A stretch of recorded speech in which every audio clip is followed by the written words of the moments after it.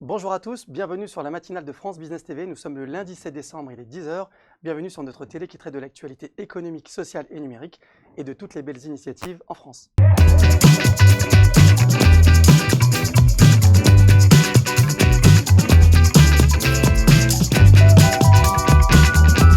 Au programme de ce jour, plan de relance économique, solidarité, territoire, télétravail, autant de sujets que j'ai la chance de traiter avec nos deux invités du jour. Pour commencer, Philippe Le Gall, bonjour. Bonjour. Vous êtes le président délégué régional Île-de-France de la Croix-Rouge et délégué aux Jeux Olympiques 2024. Merci d'être parmi nous.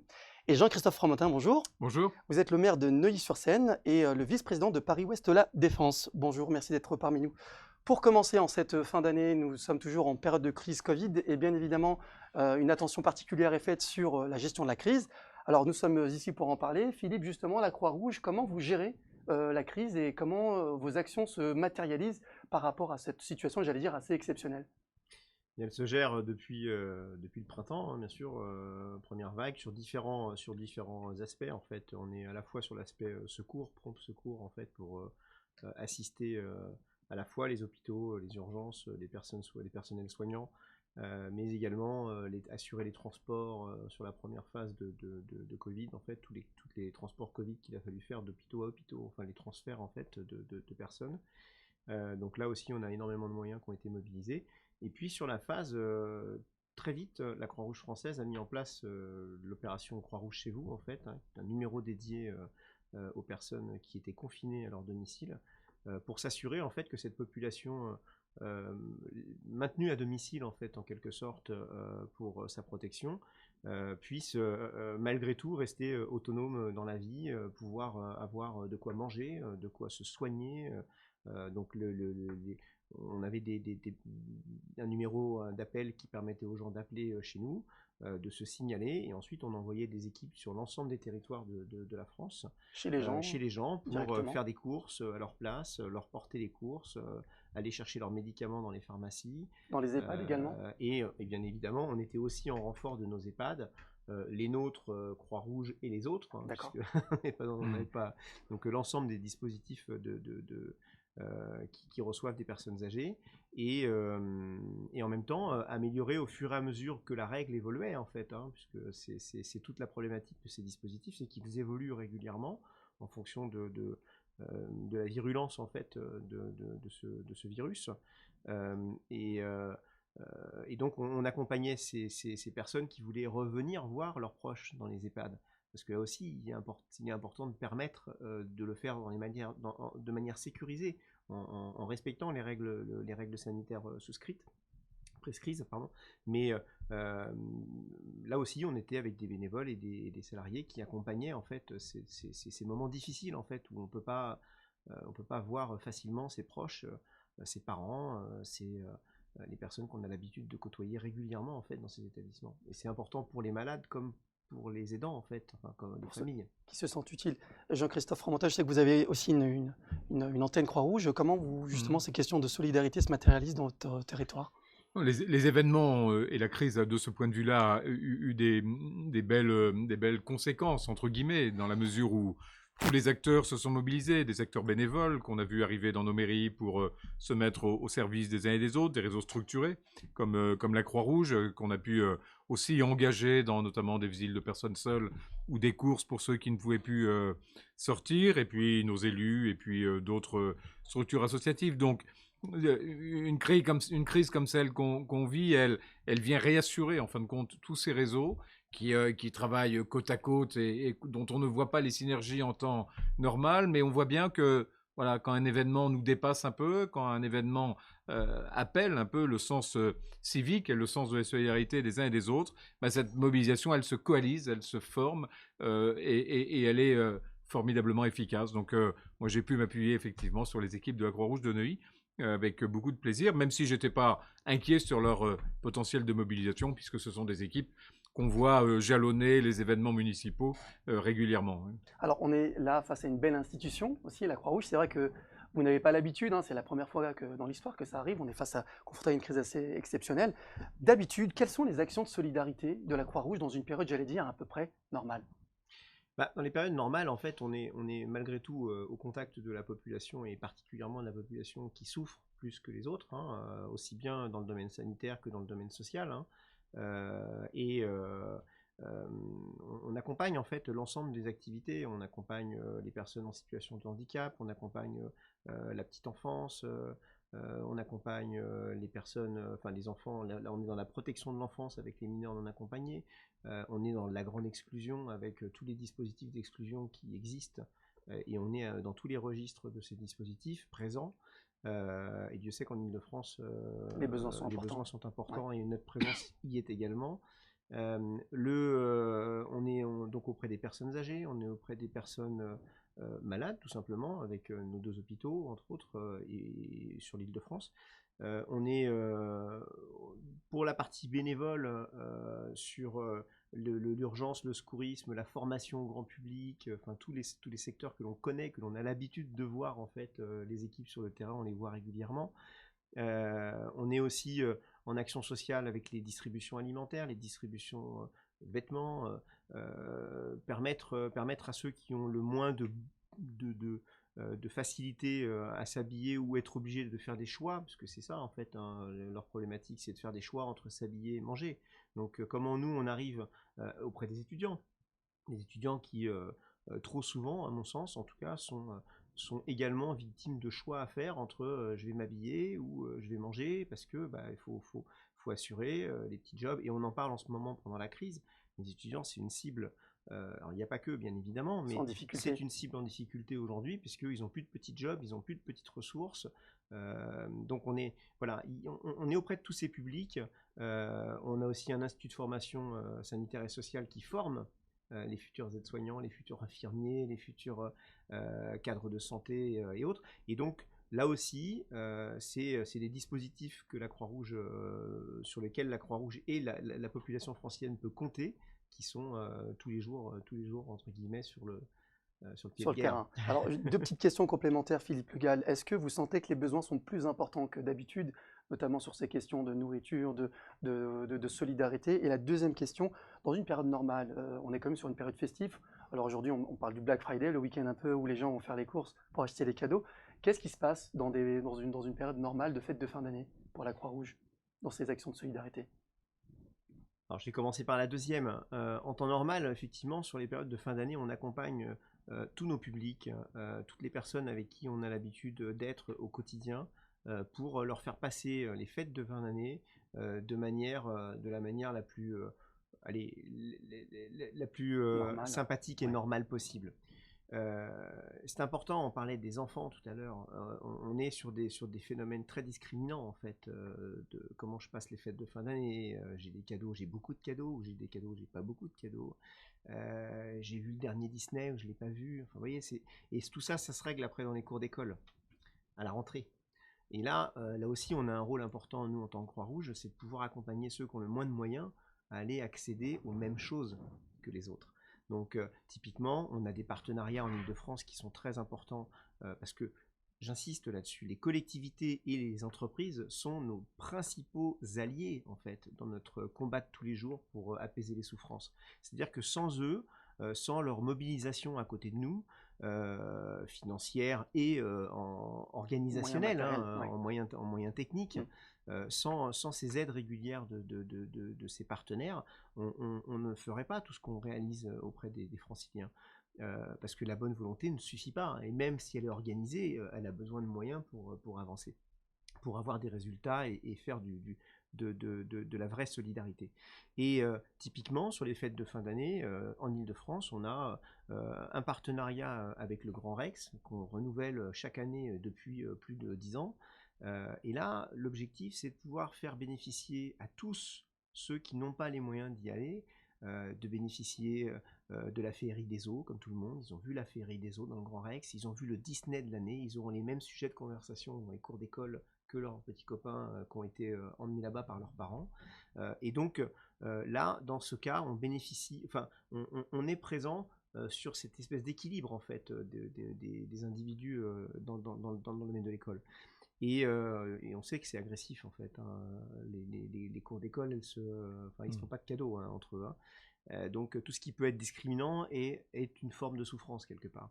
Pareil, on a un partenariat avec le Cirque Phénix, que je remercie. Et donc, je remercie au passage son président fondateur, Alain Pachery, qui est un fidèle parmi les fidèles, et qui nous permet donc chaque année, alors cette année, bien sûr, la Covid, on a décidé autrement, mais chaque année, de pouvoir recevoir 5000 personnes dans son chapiteau, 5000 de nos bénéficiaires, de nos bénévoles, tout ça, tout ce public mélangé qui a l'habitude de se voir plutôt normalement dans la souffrance. Et là, on partage un moment de joie, un moment de bonheur. Tous les regards sont les mêmes, ça brille.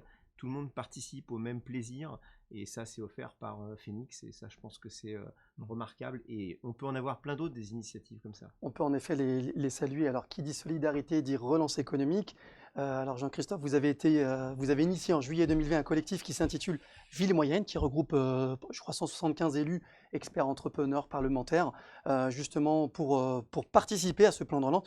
Quel est l'objectif de votre collectif, Jean-Christophe? Le premier objectif, c'était de répondre à une série d'études qui sont menées depuis maintenant plusieurs années, quand on interroge les gens sur là où ils rêvent de vivre, là où ils projettent de vivre. Et la plupart de ces études montrent de manière croissante et convergente que le type de ville, le type de lieu de vie préféré des Français, ce sont les petites unités urbaines, les villes moyennes, et que finalement l'idée de vivre dans une grande métropole n'agrège que 10 à 15% des vœux des Français. Et en face de ça, on s'apercevait que l'injonction métropolitaine, c'est-à-dire l'idée de dire non, l'avenir n'est que dans les métropoles, était un peu le discours dominant de la classe politique en France et à travers le monde.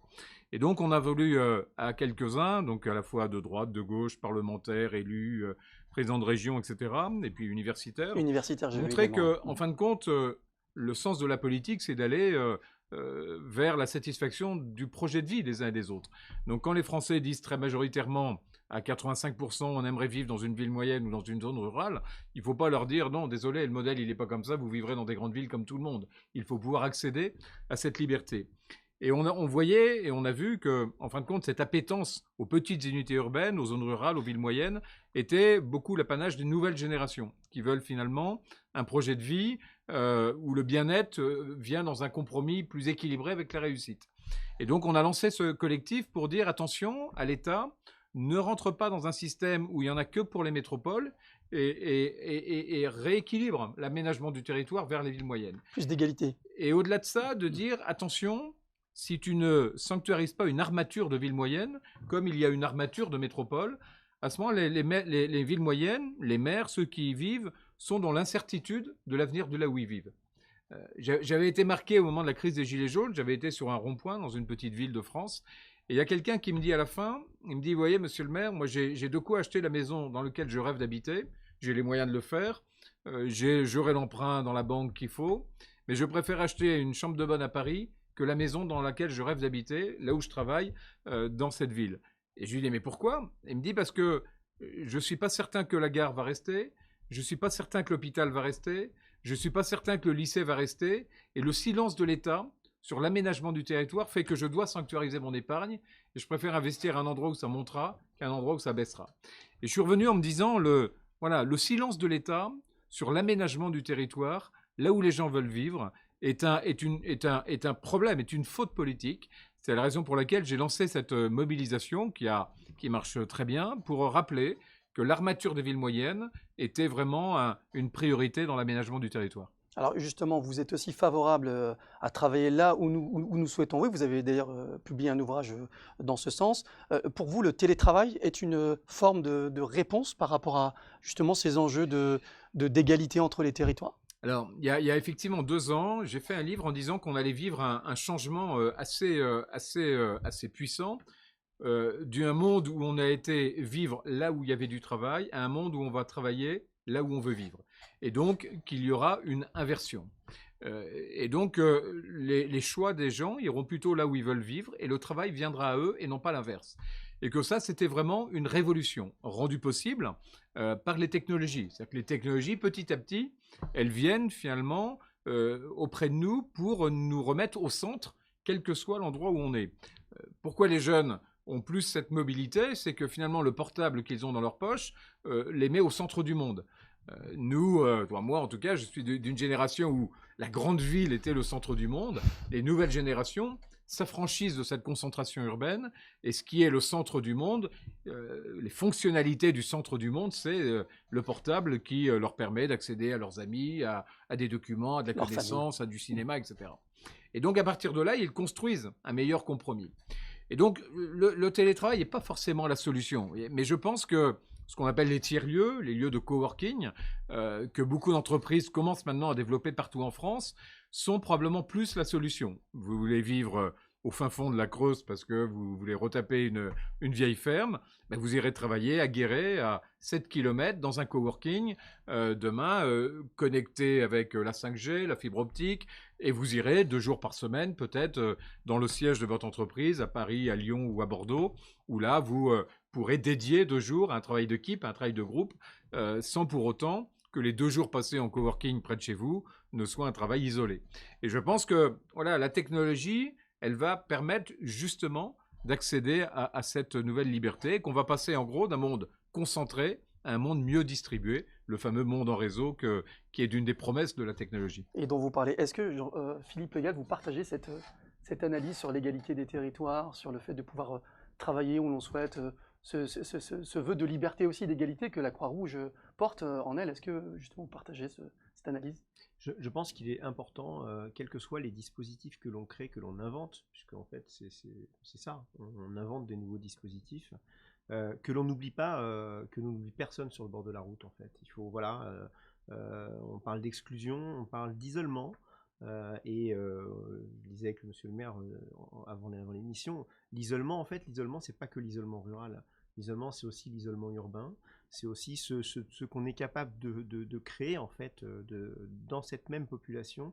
Il faut qu'on soit capable d'améliorer en fait les conditions de vie des uns et des autres, que ce soit par le télétravail ou que ce soit par le travail collectif. Il faut que chacun puisse effectivement avoir accès au travail facilement et avec le moins de contraintes possible. On parle des déplacements, on est en Île-de-France, on peut parler des transports, on peut parler des temps de trajet, on peut parler de plein de choses qui sont encore aujourd'hui très difficiles à vivre pour tous, parce que plus on sera nombreux dans ces agglomérations, plus on se créera de la gêne en fait. Donc il faut qu'on soit capable de faire en sorte que tout le monde puisse vivre correctement ensemble et tout en se respectant, c'est-à-dire tout en ayant un regard tourné vers l'autre, tout en ayant de la bienveillance, tout en ayant une capacité également de résilience, être en mesure d'être un acteur de la société et pas, j'allais dire, simplement un consommateur en fait. Alors vous dites améliorer les conditions de vie, justement, donc dans le plan de relance économique, Jean-Christophe, vous dites qu'il faut moderniser les infrastructures publiques. Pourquoi, selon vous, il faut les moderniser? Pour plusieurs raisons. La première, c'est que vous voyez, cette aspiration à vivre et à mieux profiter de la diversité géographique, ça doit s'accompagner par des grandes infrastructures publiques de transport, de 5G ou de fibre optique, d'équipements hôpitaux ou écoles. Donc, on ne peut pas observer l'envie des Français de se distribuer dans tout ce que la géographie nous offre comme opportunité, et en même temps sous-investir en matière d'infrastructures publiques. Vous savez que le retard de la France sur ces infrastructures est extrêmement important et se chiffre à plusieurs dizaines de milliards d'euros. La deuxième raison qui m'a fait, avec ce groupe d'élus et d'universitaires et d'entrepreneurs, plaider pour un plan de relance par les infrastructures publiques, c'est que c'est un des éléments qui constitue le meilleur multiplicateur de croissance. Plusieurs travaux, notamment du FMI, montrent que 10 ou 20 milliards d'infrastructures publiques, ça a un effet durable d'entraînement sur la croissance, sur le développement et sur l'emploi. Et que dans un plan de relance, on ne peut pas obérer ce côté durable, ce côté effet multiplicateur durable que les infrastructures publiques peuvent permettre d'assouvir. Et dans le plan de relance actuel, sur 100 milliards, vous n'avez que 6 à 8 milliards d'investissement en infrastructures publiques. Donc c'est relativement faible, même très faible, eu égard à ce dont on a besoin en termes d'effet d'entraînement du plan de relance. Et le troisième élément tient au financement de la relance. C'est-à-dire que si on a une perspective de relance pour améliorer votre cadre de vie, là où vous vivez, vous êtes beaucoup plus enclin à mobiliser votre épargne au service de cette relance. Si vous habitez dans une région française, que vous y êtes bien, que vous avez envie d'y vivre avec votre famille et que la région lance un grand emprunt obligataire pour améliorer les lignes SNCF, les réseaux d'assainissement, les écoles, etc., vous allez être enclin à mettre votre épargne, pour autant qu'il y ait une garantie de la région ou de l'État, dans ces véhicules d'investissement pour là où vous vivez. Et on voit par ailleurs que les grands emprunts obligataires qui ont été lancés par les régions sont souvent ceux qui génèrent le plus d'adhésion, le plus de souscriptions. Donc on voit bien aussi que les finances publiques sont exsangues et que si on veut maintenant aller plus loin dans une perspective de relance, il faut le faire dans un climat de confiance avec les Français, en investissant là où ils veulent vivre et en sollicitant leur épargne. Et vous l'avez vu, depuis le confinement, on a agrégé 110 milliards d'épargne supplémentaires qui s'ajoutent à quasiment 5 000 milliards d'épargne disponibles en France. Donc la mobilisation de cette épargne avec du sens sera certainement, j'en suis convaincu, un élément stratégique d'un plan de relance. Donc une vraie vision sur un plan de relance. L'émission touche à sa fin, messieurs. Alors je vais vous solliciter tous les deux pour le mot de la fin. Alors Philippe Le Gall, on commence par vous. Quelles sont vos ambitions sur l'année 2021? Une année, premièrement, sans Covid. Voilà, ça c'est notre première ambition. Je suis navré de le répéter, mais c'est quand même quelque chose qui nous préoccupe et qui nous perturbe tous. Bien sûr, les malades en premier, mais les familles des malades, mais toute la vie de tous les jours est perturbée, tout est freiné, enfin, les agendas sont bousculés, enfin, vive le monde sans Covid. Ça c'est un souhait. Et ensuite, un monde plus solidaire, un monde où les uns et les autres ont la pensée pour l'autre, un monde où les entreprises viennent aider avec des employés, des salariés, bénévoles d'un jour dans une entreprise. Enfin, il y a plein de possibilités de venir aider les associations qui s'occupent des gens qui sont au besoin aujourd'hui. Et moi, je souhaite que les entreprises soient beaucoup plus présentes en fait dans nos dispositifs en tant que partenaires. Et que les collectivités continuent à nous soutenir, parce que bien évidemment, les collectivités, qu'elles soient locales, qu'elles soient départementales ou qu'elles soient régionales, elles sont essentielles pour nous, parce qu'on a besoin d'être aidés à aider les autres. Donc aujourd'hui, c'est essentiel. On voit que malheureusement, notre région Île-de-France et post-Covid ne peut pas s'en sortir autrement que dans une crise sociale profonde et également auquel s'ajoutent des problèmes de santé mentale qui s'accroissent régulièrement.